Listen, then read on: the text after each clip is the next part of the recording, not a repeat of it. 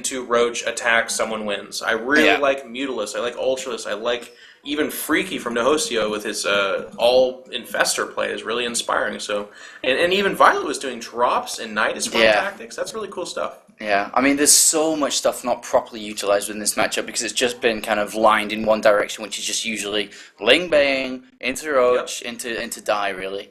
Alright, so let's go ahead and introduce our players. So spawning in the top right, and I will get this guy named properly this time, is of course none other than MVPMonster, representing MYM MVP. Luckily he doesn't have a 3-letter name. And down in the bottom left we are going to have SlayerSCoCa, a guy that, you know, did fall out of the GSL, is not currently qualified for the GSL, made big lights headlines when he played in MLG last year as well. You know, I think he finished second, right? He didn't win it. He finished second? I believe so. Yeah. He's a ZVP specialist, but I think he lost to a Terran, if I'm not mistaken. I think it was MMA. I think so. I can't remember exactly, but, you know, I think he was one of the first players in LG to actually just go 5-0 in pool play. Like the first guy ever to do that, so. I was thankfully a part of that magical run for him. Oh, really? I had a really good game with him on Shakir's Plateau, where actually...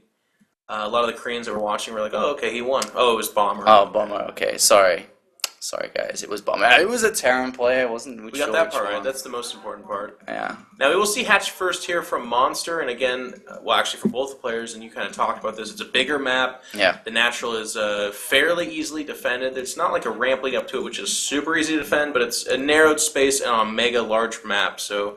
6 pools and that kind of thing, very uncommon. We do have both the gases going down. I mean, if you look at the production tab, they're actually doing the definition of a mirror matchup right now. I mean, with the overlords in close by air, you actually spot each other really early on. So if you do go for an early spawning pool, he's like, well, I go one drone more than you, and I'll just utilize the distance between us and get a 1-up on you. So both of these guys are actually going for the greediest possible build in Zerg versus Zerg. Hatch first into extractor, then spawning pool. And the reason why, because obviously you got such a late spawning pool, but the advantage of this style is you get the speed out still at a decent time.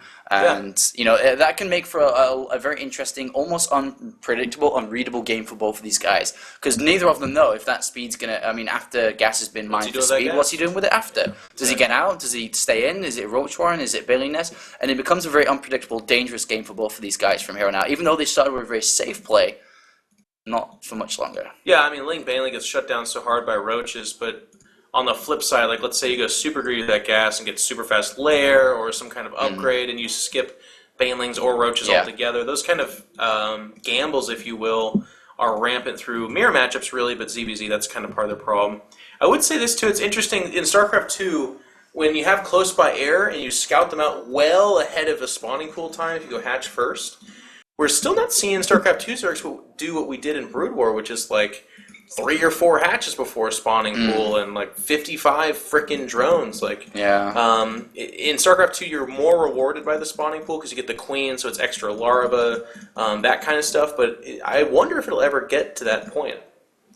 It could do. I mean, we are on big maps where it's obvious that a player can go Nexus CC first. That does come into play, but the advantage of queens, I think, is just so big, especially with creep spread out so early as well as lava injects. But we do actually have SlayerSCoCa going for the Bailey Nest, staying in gas after getting speed, and it looks like he's going to be the one opening with, well, actually, as I say, opening with aggression, he has got a spine crawl down, so it may actually just be that he wants to get the Bailey Nest nice and fast, that he could fall back on it, but with 10 lings in production, 14 lings in production, I don't think he's really looking to sit back here, and his opponent doesn't have a Bailey Nest here, and he will be relying on only lings. It's an interesting role reversal. I mean, on the one hand, with that spine crawler, I'm wondering if Coca is having a bit of a, I don't know, shock from the previous game where a Bailey Nest could have made all the difference, but this time that around, makes sense why the spine crawl's there. He's gone layer really fast behind this, so he doesn't really want to build any units or big units after this little attack. I think it's defensive with a fill me out type of thing. Like if he saw a weakness from Monster, he might capitalize, but a Baneling is going to try to connect here.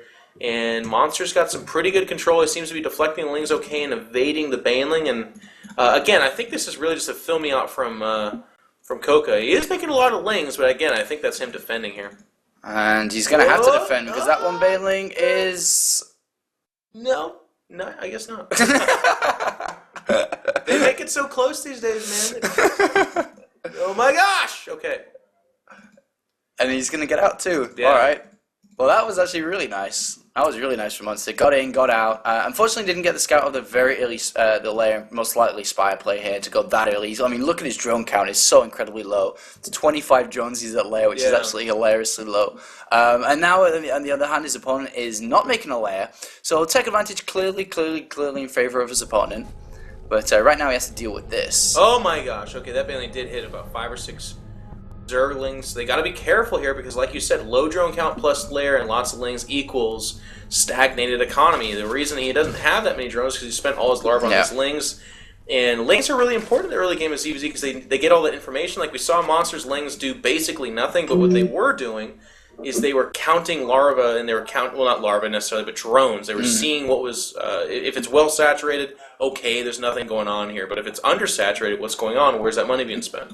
And even though we're actually seeing SlayerSCoCa with a few less economies at 35 to 45, he has a big Spire lead on his opponent, or tech lead in any sort, really, because he's going to be able to build a lot of Mutalisks very shortly. He already has 400 gas in the bank. His opponent's layer is only halfway being complete now, so automatically we can't really see Monster going to Spire of his own. So he's going to have to go just because of how late everything is here, with the Ling actually getting a scout there of it too. Seeing how late that is, he's going to have to just throw down an infestation pair probably really early here and try to play the defensive versus the aggressive, who's currently looking at 600 gas now, and we'll probably be able to get +1 and 7 Mutalisks by the time that's ready almost. Yeah, interesting here too. He is going with the range attack, and you're absolutely correct. There is the infestation pit, so I have to imagine the range attack is for infested Terrans, maybe for roaches, but that's pretty far off, even with the third hatchery going down here. No spore crawlers just yet. Again, queens are a okay response to the initial mutas, but if like 25 mutas, well, I mean, that's just a weird thing to say. It's going to be like 10 mutas. But they can do a lot of damage. Mutas, very good for map control. You don't really want to go mass mutas because of infestors, so instead you want to make like 10-ish, and you want to kill a lot of the overlords. You want to make sure lings aren't doing the damage that they are doing, and you want to force a composition out of your opponent. And if this third base goes down, which it should go down very momentarily here for SlayerSCoCa, it's not too far behind his opponent, but right now with the aggressive style he can have, Mutaling, he absolutely wants to be trying to slow his opponent's third base down. Because if he gets like a 5th and 6th gas up as the anti-Mutalist player, you might as well kiss the game goodbye, because that's such a big investment and you won't be able to do anything versus the Infestor, Hydra, you name it. He just had a lot of his lings actually trapped by the lings of Monster, and it's unusually sloppy play because he didn't even try to evade him, and it was a 5-to-1 ratio or something like that. So very strange play by Coca, a little bit of a misstep. Now his third is going to get canceled. We do have Banelings coming in here, but look at that. Monster already spreading off, and he is getting... Oh no, that was a massive Baneling hit. I have to imagine his attention's diverted somewhere else because... Oh, that couldn't have been calculated. There's no way in hell. Yeah, I mean, he's messing with the mutas and queens right now, but right now he's got a third base down and his opponent's was cancelled. That's absolutely so big at this stage of the game. With 7 infestors on the way, Pathogen Gland's going to finish right before, and Borrow too. And like you said, spores are now up, queens are being up too. Queens are very good at defending, combining that, of course, with fungal growth, but right now we are seeing Monster in a great position at the moment. He cannot lose his third base, so he cannot lose that. If he loses that, the game almost resets itself to equal. Yeah, kind of. I do think infestors have a lot more utility to them. Like mutas right now, the number shouldn't grow. It's going to be fixed at 5. Whereas infestors are going to pop out, and that is his tech. That's what he's going to be doing for the rest of the game. There's the first fungal. The queen is coming in here. Those mutas have been softened up, and the other thing here too is the mutas don't actually have that high of DPS, so I do think he should be able to save his hatchery. He's got a transfuse available on that queen too, so if he needs to use it, he can. And he's trying to get in there. I think he may have to with 2 more mutas coming in. Oh wow, he did make more mutas. Yeah, he transfuses, and he will actually be able to hold on to that. Yeah, I think. There's that spore call. It's going to be low, which means he's got to be watching for ling counters. I mean, Coca has to have that pegged for death. If he lets that go up with that low of health, what a waste opportunity. But lings are going to come out here from Monster and approach Coca's side. And if you look at that production tab, we do have roaches, banelings, range attack, and roach speed, which means, okay, that's the regular composition. It'll be interesting to see if he follows it up with hydras or infestors of his own.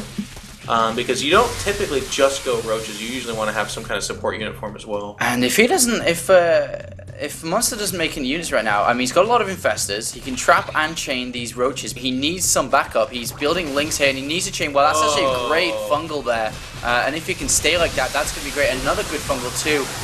Infestarians have to come out to play if he wants to deal the right damage. But look how many roaches That's actually survive. Yeah. And Lings don't do a great job against him. Now here comes the Queens and the Roaches. Not Roaches, but Lings. I don't think it's enough. That's actually, Coca's going to do some damage here. At least the third should go down. Yeah, I think that was really smart here from Monster to actually change over from Mutas really fast here to go into the Roaches and catch his opponent off guard. But the Roaches are starting to dwindle now, and the production with 28 more on the way, he will bring these Roaches down. So it's not going to kill him, but it's certainly helped out the game a lot right now, because in terms of the economy, it is still a little bit behind here for SlayerSCoCa, but he's been able to establish that third base up. His opponent's base did go down while that was happening too. And you know, he's in a great position, 3 base versus 2. Infestors borrowed, making their way across the map now too, which can be very, very dangerous if there isn't detection. But there is an Overseer just in time. Coca knows something's up because he made another Overseer to replace the one that he actually walked away with to use his Roaches. Now, I think the Infestor counterattack's really savvy. He needs to do something like this to get back into it, but you can see what the gamble is. Now, these Lings are doing an okay job on the Roaches, but I just don't think it's going to be enough. Those Roaches are so strong for Coca, and it looks like that Monster might actually get overran. Yeah, it looks like it's going to be tied up here. Coca is going to smash through the front door. These Infestors, I wonder if he should have even just kept them. Yeah. I mean, he was never really safe in the game. He was behind, so he's trying to do something about it to kill his opponent's third base, but with sacrificing the Infestors to the other side of the map now, he will lose his natural. The drones are gone, the bases will fall down as well, and the reinforcements will peter out shortly here. And unfortunately, GG their call, but tied up now.